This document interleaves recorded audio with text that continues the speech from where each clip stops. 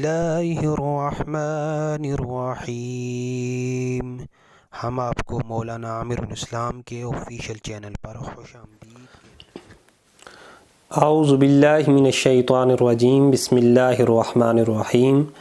وعلی الثلاثة الذین خلفوا حتی اذا ضاقت علیہم الارض بما رحبت، صدق اللہ العظیم۔ والصلاة والسلام علی سید الانبیاء والمرسلین وعلی آلہ واصحابہ اجمعین۔ معزز سامعین و حاضرین، السلام علیکم ورحمۃ اللہ وبرکاتہ۔ آج آپ کے سامنے سورہ توبہ کی آیت نمبر 118 کا ایک حصہ تلاوت کرنے کا شرف حاصل کیا، جس میں اللہ رب العزت نے ان 3 مخلصین صحابہ کا تذکرہ فرمایا کہ جو غزوہ تبوک کے موقع پر اس جنگ میں حضور کی معیت میں کفار کے ساتھ لڑنے کے لیے جانے سے رہ گئے تھے۔ اللہ اکبر۔ بخاری مسلم میں بھی ان 3 صحابہ کا تذکرہ ہے۔ ان 3 صحابہ میں سے جو پہلے صحابی ہیں وہ کعب بن مالک، دوسرے صحابی مرارہ بن ربیع اور تیسرے صحابی ہلال بن امیہ رضی اللہ تعالیٰ عنہم تھے۔ یہ مخلص صحابہ تھے، لیکن غزوہ تبوک کے موقع پر حضور پاک صلی اللہ علیہ وآلہ وسلم کے ساتھ غزوہ میں جانے سے پیچھے رہ گئے تھے۔ حضرت کعب خود اس حدیث کے راوی ہیں، جس کا خلاصہ یہ ہے، فرماتے ہیں جن دنوں غزوہ تبوک کے لیے تیاریاں ہو رہی تھیں، اللہ رب العزت نے اس سال مجھے بڑی خوشحالی عطا فرمائی تھی۔ اس وقت میں میرے پاس سواری کے لیے 2 اونٹنیاں بہترین قسم کی موجود تھیں، حالانکہ اس سے پہلے کبھی بھی 2 اونٹنیاں میرے زیر تصرف نہیں رہیں، اور بڑے بہترین قسم کے اموال تھے، بڑے بہترین قسم کے باغات تھے۔ فرماتے ہیں جمعرات کے دن حضور پاک صلی اللہ علیہ وآلہ وسلم اپنے 30,000 جانثاروں کے ساتھ تبوک کے لیے روانہ ہو گئے تھے، جنگ کے لیے نکل گئے تھے۔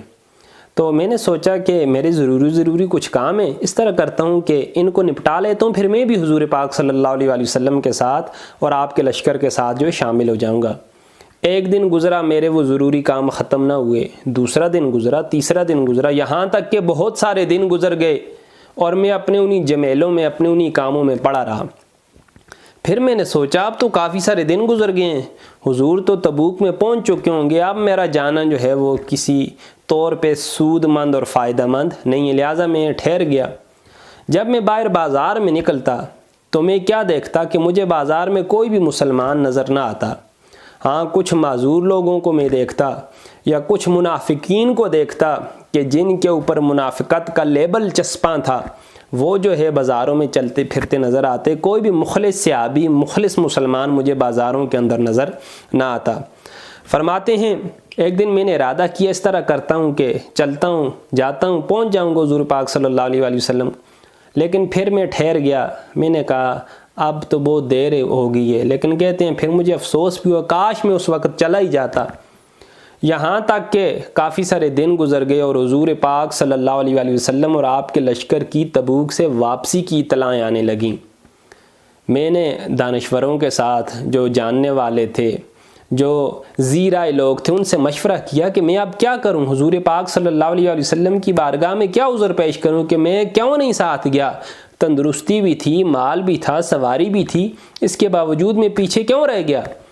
تو سب نے کہا جس طرح منافقین بہانے بنائیں گے تم بھی کوئی نہ کوئی بہانہ بنا دینا، اور میں نے بھی کچھ دل میں اس طرح کی چیزیں سوچ لیں۔ اب حضور پاک صلی اللہ علیہ وآلہ وسلم تبوک سے واپس آ گئے۔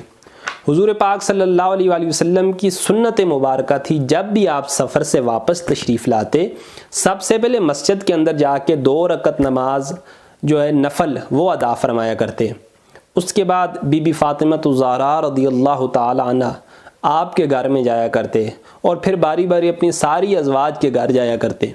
حضور نے مسجد نبوی میں جو ہی 2 رکعت نفل نماز ادا کی تو منافقین گروہ در گروہ آنے لگے اور اپنے اپنے عذر پیش کرنے لگے۔ اب میرا بھی یہ دل کیا کہ میں بھی جو ہے منافقین کی طرح کوئی عذر پیش کروں۔ حضور ان منافقین کے ظاہری عذروں کو جو ہے وہ قبول فرما لیتے اور ان کے باطن کو اللہ کے سپرد فرما دیتے، اور ان کو بھیجتے ان کی جو تھی کہ ہم اس وجہ سے نہیں آئے یا نہیں جا سکے، اس کو قبول ظاہراً فرما لیتے۔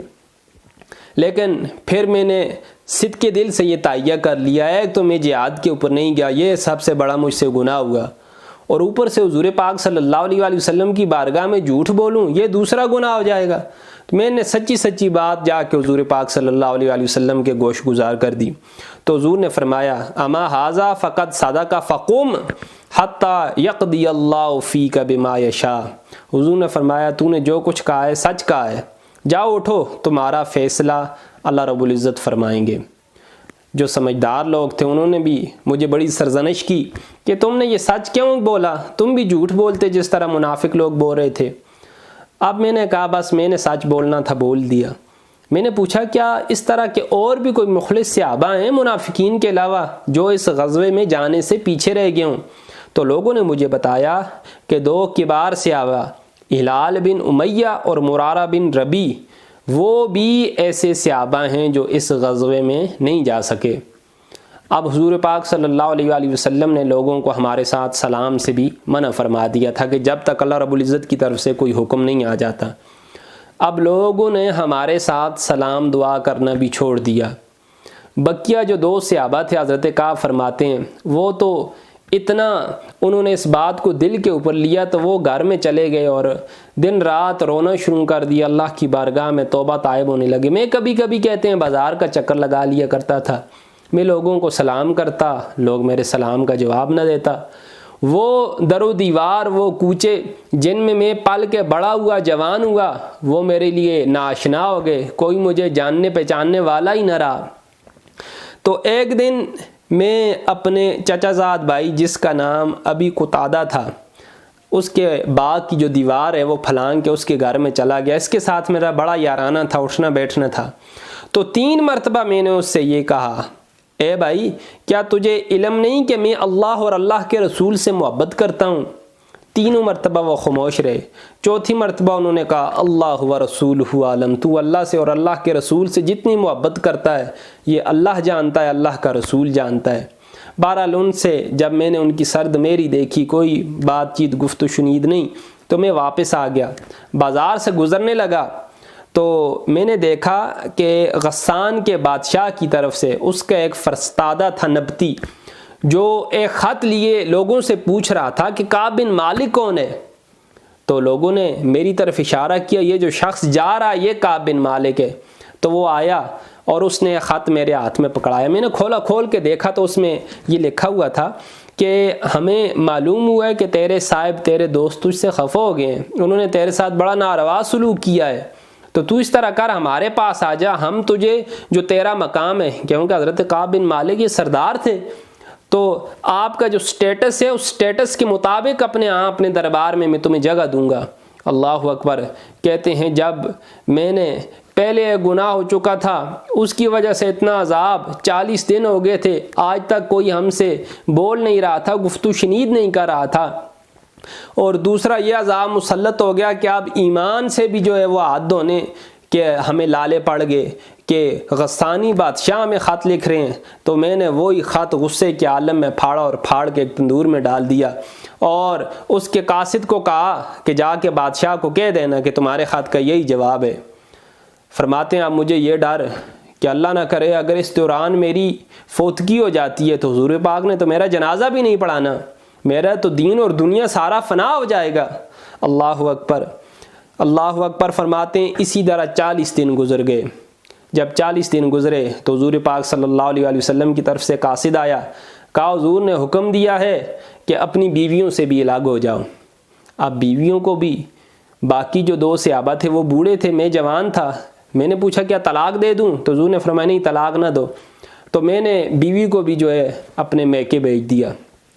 اس طرح 10 دن اور گزر گئے، 50 دن پورے۔ فرماتے ہیں میں جب حضور پاک صلی اللہ علیہ وآلہ وسلم کی بارگاہ میں جاتا، سلام کرتا، دیکھتا کہ حضور پاک صلی اللہ علیہ وسلم جواب دیتے ہیں یا نہیں، اور جب میں نماز پڑھتا تو دیکھتا حضور میری طرف دیکھ رہے ہوتے، لیکن جب میں حضور پاک صلی اللہ علیہ وآلہ وسلم کی طرف دیکھتا تو حضور پاک اعراض فرما لیتے۔ اسی طرح 50 دن گزر گئے۔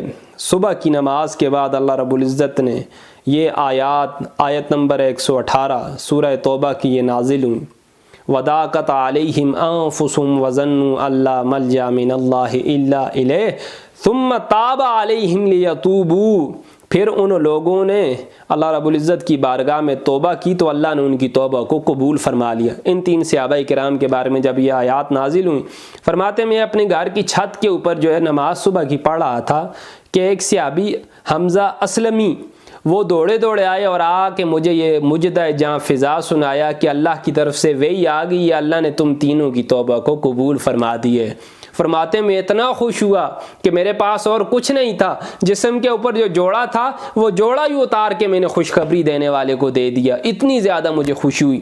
صحابہ کے گروہ در گروہ اور جوک در جوک آ کے مجھے خوشخبریاں اور مبارکبادیں دے رہے ہیں۔ میں رسول اللہ صلی اللہ علیہ وآلہ وسلم کی بارگاہ میں جب گیا تو حضور پاک صلی اللہ علیہ وآلہ وسلم کے چہرے کے اوپر مسکراہٹ تھی۔ آپ نے ارشاد فرمایا، اے کعب، آج کا دن جب سے تیری ماں نے تجھے پیدا کیا ہے، آج جیسا برکت والا دن تو نے اپنی ساری زندگی میں نہیں دیکھا کہ اللہ نے قرآن میں تیری توبہ کا قبول کرنے کا اعلان فرما دیا۔ اللہ اکبر۔ تو سامعین گرامی، انسان گناہ اس سے ہوتے ہیں، یہ خطا کا پتلا ہے، لیکن صحابہ کا جو طرز عمل ہے وہ ہمیں یہ بتا رہا ہے اگر گناہ ہو جائے تو پھر عذر نہیں کرنے چاہیے، اپنے گناہ کو مان لینا چاہیے، اللہ کی بارگاہ میں توبہ کرنی چاہیے اور سچ بولنا چاہیے۔ اللہ سچ کی برکت سے توبہ کو قبول فرما دیتا ہے، گناہ کو معاف فرما دیتا ہے۔